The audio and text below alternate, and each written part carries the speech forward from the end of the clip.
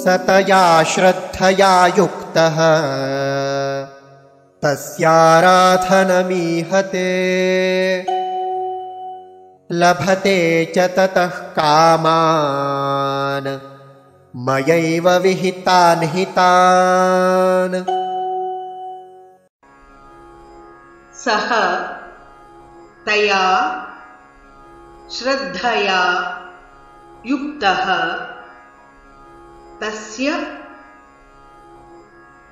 आराधनम् ईहते लभते च ततः कामान् मया एव विहितान् हि तान्।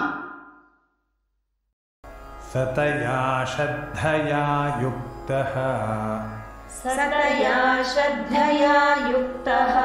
तस्याराधनमीहते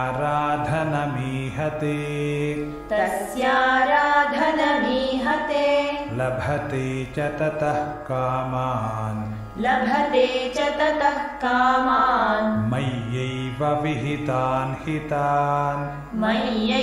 विहितान् हितान्।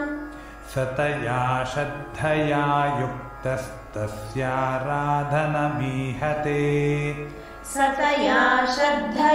युक्तस्तस्याराधनमीहते लभते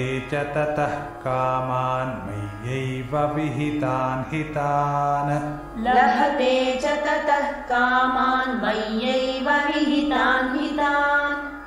सतया श्रद्धया युक्तस्तस्याराधनमीहते लभते च ततः कामान् मय्यैव विहितान् हितान्।